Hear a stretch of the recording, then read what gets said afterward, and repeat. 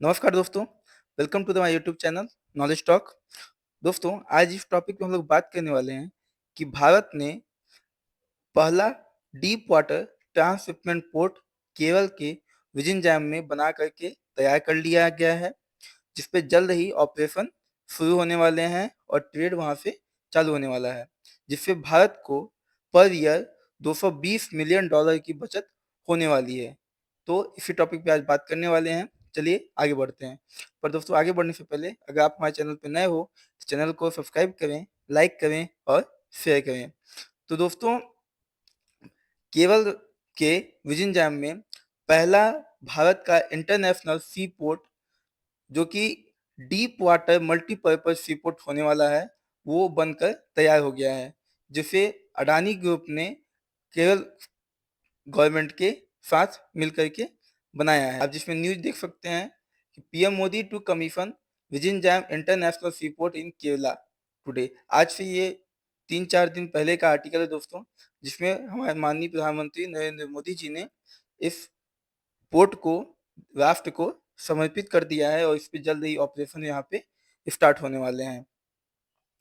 अगर दोस्तों हम इसके टाइमलाइन की बात करें कि इस पोर्ट को बनाने में कब से इसका शुरुआत हुआ और कब तक ये जाकर के फुल्ली ऑपरेशनल हो पाएगा, तो उसमें दोस्तों इसका जो मेमोरेंडम ऑफ अंडरस्टैंडिंग साइन हुआ था, वो सन 2015 में Adani ports and special economic zone limited और केरल गवर्नमेंट के बीच में साइन हुआ था, जिसके कुछ ही दिनों के बाद चीफ मिनिस्टर उस टाइम के जो थे, उमन्ना चंडी जी ने 5 दिसंबर 2015 को इसका फाउंडेशन स्टोन रख दिया था, जो कि 2016 में इसका काम पूरी तरीके से स्टार्ट हो गया था। दोस्तों, इसमें बहुत डिले भी होता गया है बिकॉज ऑफ मल्टीपल साइक्लोन, कई सारे लीगल चैलेंजेस आए, लैंड एक्विजिशन में बहुत सारा देर हुआ, और चूंकि ये जो एरिया है दोस्तों विजिन डैम का, वो बहुत ही सेंसिटिव और इको फ्रेंडली है, जिसकी वजह से वहाँ पे प्रोटेस्ट भी लगातार देखने को मिलते हैं, जिसकी वजह से इनको बनने में लेट हो गया है। बट फाइनली दोस्तों, ये इसका फेज 1 जो है वो बनकर तैयार हो गया है, जो कि अब फुल्ली ऑपरेशनल होने वाला है। इसके लोकेशन की अगर हम बात करें दोस्तों, तो आप देख पाएंगे कि ये हमारा तिरुवनंतपुरम है, जो कि केरला का कैपिटल भी है, और यहाँ पे कहीं इसको विजिंजाम देखने को मिलता है, जहाँ पे ये डीप वाटर ट्रांसशिपमेंट पोर्ट बन करके तैयार हुआ है, और यहाँ पे आप कोच्चि सिटी को देख सकते हैं। दोस्तों, इसके कॉस्ट की अगर हम बात करें कि इसे बनाने में क्या कॉस्ट आई है, तो लगभग इसका जो एस्टिमेटेड कॉस्ट था वो 7,525 करोड़ था, बट जो कि टाइम के साथ ही बढ़ गया है दोस्तों। अभी लगभग इसकी कॉस्ट 9,000 करोड़ के आसपास पहुंच गई है, जिसमें केरला की गवर्नमेंट ने 1,635 करोड़ रुपए, और बाकी क्या जो इसमें इन्वेस्टमेंट है वो अडानी पोर्ट्स के द्वारा इसमें किया जा रहा है, जिसका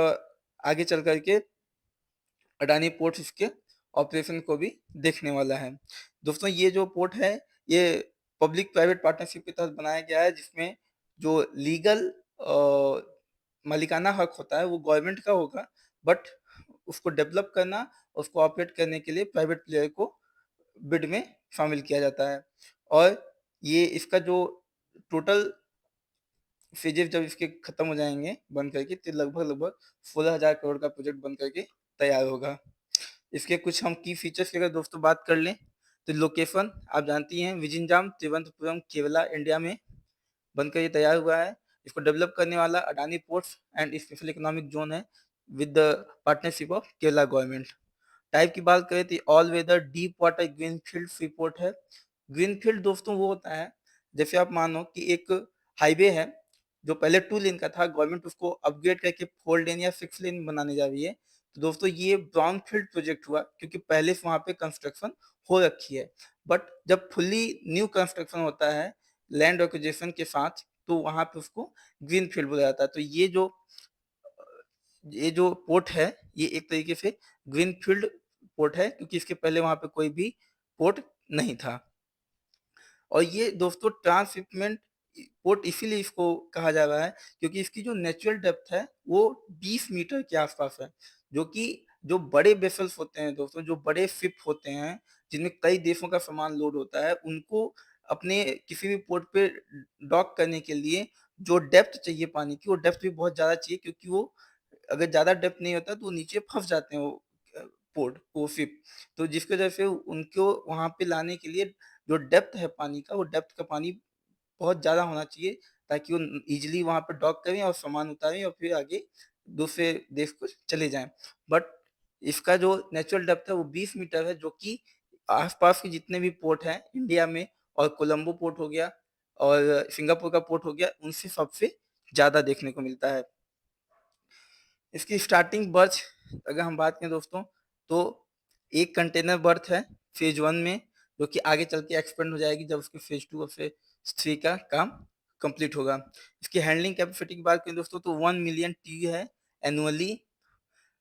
विद द फेज़ 1। जब इसके फेज़ 2 और फेज़ 3 के काम कंप्लीट होंगे, तो ये भी कैपेसिटी इसकी बढ़ जाएगी। दोस्तों इसकी मेन कार्गो की बात करें तो कंटेनर कार्गो में बल्क और बल्क, लिक्विड कार्गो, सभी तरीके के मटेरियल्स को ये हैंडलिंग करने की क्षमता रखता है। इसका जो ब्रेक वाटर है दोस्तों ब्रेक वाटर क्या होता है वो मैं बताता हूँ आपको। इसका जो ब्रेक वाटर है वो 3 किलोमीटर के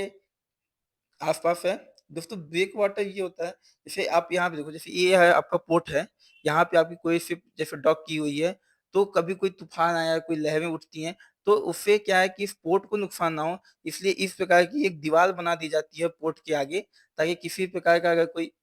लहरें या कोई तूफ़ान आता है, तो उससे हमारे पोर्ट को नुकसान ना हो, ये यहीं पे रुक जाए। तो इसी को ब्रेक वाटर लेंथ बोला जाता है दोस्तों। क्यू लेंथ की बात करें तो ये 800 मीटर के आसपास है दोस्तों। इसमें टेक्नोलॉजी की बात करें तो ये फुल्ली ऑटोमेटेड होने वाला है, ऑटोमेटेड क्रेन्स के थ्रू ये ऑपरेट होने वाला है। रियल टाइम ट्रैकिंग और स्मार्ट लॉजिस्टिक्स के लिए इसमें डाटा एनालिटिक्स और एआई का यूज़ किया गया है, और फुल्ली ये IoT based port management system इसमें इंस्टॉल किया गया है। इसके बाद अगर हम दोस्तों बात करें तो ये इंडिया की जो इकोनॉमी है उसके लिए बहुत बेनिफिशियरी होने वाला है, और ये जो लॉजिस्टिक हब के रूप में मेक इन इंडिया को एक्ट ईस्ट पॉलिसी के तहत ये बहुत ही बेनिफिशियरी इंडिया को लिए होने वाला है। और इसके बाद अगर हम दोस्तों बात करें इस पोर्ट के लिए क्या इसमें फ़ायदा होने वाला है, तो ज़ाहिर-सी बात है ये लॉजिस्टिक परफॉर्मेंस इंडेक्स में जो ग्लोबल ट्रेड के लिए कॉम्पिटिटिवनेस होती है, उसमें हमें कहीं न कहीं ये फ़ायदा पहुँचाने वाला है आने वाले टाइम पे, जिससे हमारी जो रैंकिंग है इस इंडेक्स में वो भी सुधरने की उम्मीद रहेगी। और ये जेएनपीटी मुंबई और चेन्नई के जो हमारे पोर्ट हैं उनके ऊपर जो कार्गो का बहुत ज़्यादा बर्डन है उसको भी कम करने में बहुत ही सहायक साबित होगा। स्ट्रैटेजी क्या इसके बेनिफिट्स हो सकते हैं, क्या स्ट्रैटेजिक एडवांसमेंट भारत को मिलेगा इस पोर्ट के बाद? तो उसमें अगर हम दोस्तों अगर बात करें तो पोर्ट जो कोलंबो में ट्रांसशिपमेंट पोर्ट है, जो अभी अप्रॉक्सिमेटली 50% जो कार्गो हैंडलिंग करता है, और चाइना जिसको ऑपरेट करता है हम्बनटोटा जो कि श्रीलंका में है, वहाँ पे जो पोर्ट है उसको भी हमें काउंटर करने के लिए इससे फ़ायदा मिलेगा और इससे रास्ता मिलेगा। सिंगापुर पोर्ट हुआ, वो भी एक ट्रांसशिपमेंट पोर्ट है, जो कि जियोग्राफिकली बहुत यहाँ से दूर पड़ता है, तो उससे भी हमें काउंटर करने में हमको फ़ायदा मिलेगा। ये विज़िंजाम पोर्ट, इसके कंटेनर ट्रैफ़िक जो है, वो इंडिजीनियस कैपेसिटी और जो फ़ॉरेन के भी जो प्रोडक्ट आने वाले हैं, उनको भी ये अपने यहाँ हम इंडिया में रोक के और छोटे-छोटे वेसल्स पे आगे करके इनको पहुँचाने की कैपेसिटी रखेगा। और ये चाइना के बेल्ट एंड रोड इनिशिएटिव का काउंटर बैलेंस होने वाला है इंडियन ओशियन रीजन में। दोस्तों अगर इसकी हम इकोनॉमिक और ट्रेड इम्प्लीकेशंस की बात करें, तो उसमें ये ग्लोबल ट्रेड इंटीग्रेशन के लिए बहुत इम्पोर्टेंट होने वाला है, क्योंकि ये जस्ट नॉटिकल माइल्स की दूरी पर है, जो कि मेजर और बिज़ीएस्ट ईस्ट वेस्ट शिपिंग रूट होने होता है। उससे सिर्फ और सिर्फ 10 नॉटिकल माइल की दूरी पर ये पोर्ट आपको देखने को मिलता है। सेकेंडली गवर्नमेंट इसको एक बहुत ही डिज़ाइन की है, ये की गई है, जिसमें ये बहुत ही बड़े टाइप के जो शिप होते हैं, जिनमें कई-कई हज़ार कंटेनर रख के एक देश से दूसरे देश तक पहुँचाए जाते हैं, उनको ये हैंडलिंग करने की पूरी क्षमता रखता है, जो कि साउथ एशिया में बहुत बड़ा होने वाला है। और ये ज़ाहिर-सी बात है दोस्तों, ये भारत का जो लॉजिस्टिक कॉस्ट है, उसको कम करने में, इम्पोर्ट-एक्सपोर्ट के कॉस्ट को बूस्ट करने में भारत को सहायता देने वाला है। एफडीआई फॉरेन डायरेक्ट इन्वेस्टमेंट को अट्रैक्ट करने के लिए और कई सारी स्पेशल इकोनॉमिक जोन बनाने के लिए भी ये, और किसी भी तरीके की पोर्ट बेस्ड इंडस्ट्री के लिए भी ये बहुत ज़्यादा बेनिफिशियल होने वाला है। इससे डायरेक्ट और इनडायरेक्ट कई टाइप की जॉब, लॉजिस्टिक्स में जॉब और कई सारी इंडस्ट्री, वेयर हाउस सर्विसेज, इन सब में जॉब मिलने वाली है इस पोर्ट्स के बनने के बाद। लोकल इकोनॉमी के लिए ये बहुत बेनिफिशियल होने वाला है, जिसमें infrastructure, tourism, trade, urban development, Thiruvananthapuram and surrounding region will be major uplift. ये उनको भी उन क्षेत्रों को भी उठाने के लिए, वहाँ पे इंडस्ट्री लाने के लिए और टूरिज्म को बढ़ाने के लिए भी ईज़ी देने वाला है। स्ट्रैटेजिक सिक्योरिटी की बात करें दोस्तों, तो इसमें ये इंडिया की जो डिपेंडेंसी है फॉरेन पोर्ट्स पे, ट्रांसशिपमेंट पे और ट्रेड को इन्हांस करने के लिए, उसमें ऑटोनॉमी के लिए, मैरीटाइम सिक्योरिटी के लिए भी ये बहुत बेनिफिशियरी इंडिया के लिए होने वाला है। एक्सपोर्ट ग्रोथ की बात करें तो इसमें सबसे ज़्यादा इम्पोर्टेंट है केरला के लिए और उसके नेबरिंग जो स्टेट्स हैं उनके लिए ये बहुत ही ज़्यादा इम्पोर्टेंट होने वाला है, जो कि ब्लू इकोनॉमी और जो वो सी पोर्ट की इकोनॉमी है उसके लिए भी ये बहुत बड़ा मेजर चेंज लाने वाला है। ये खास करके विजिंगटन पोर्ट जो कि मैटर करता है जो इंडिया के लिए, उसमें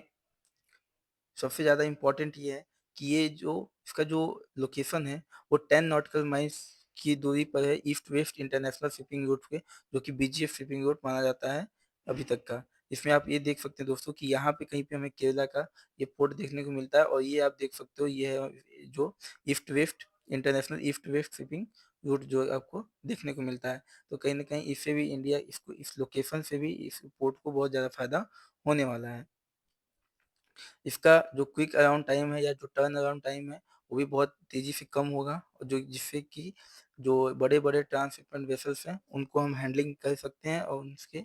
जो प्रोडक्ट होंगे उनसे जो कंटेनर्स होंगे उनको हम छोटे वेसल्स पे लोड करके दूसरे देशों को भेज सकते हैं। नेचुरल डेप्थ की मैंने बताई थी दोस्तों कि फिर जो नेचुरल डेप्थ है वो बहुत ज़्यादा है, जिसकी वजह से हमें इसकी जो ड्रैगिंग है ड्रैगिंग की बहुत कम करने की ज़रूरत पड़ेगी।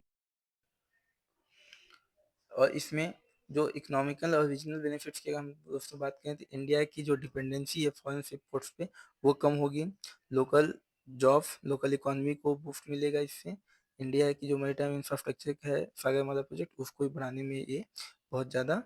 मैटर करेगा। तो दोस्तों लास्ट में मैं आपसे एक क्वेश्चन जरूर पूछना चाहूँगा, क्या लगता है आपको भारत को और भी इस प्रकार के ट्रांसशिपमेंट पोर्ट्स बनाने की ज़रूरत है जिससे इंडिया का इंफ्रास्ट्रक्चर डेवलप हो सके, इंडिया में जॉब क्रिएशन हो सके और इंडिया में एफडीआई आ सके, या आपको लगता है कि नहीं अभी तक जितने पोर्ट्स हैं वो बहुत हैं, इंडिया को और भी चीज़ों पे अपने पैसे खर्च करने के लिए देखना चाहिए? जो भी हो आपका ओपिनियन आप बताइए हमारे कमेंट सेक्शन में। आपका वीडियो देखने के लिए बहुत बहुत धन्यवाद। जय हिंद, जय भारत।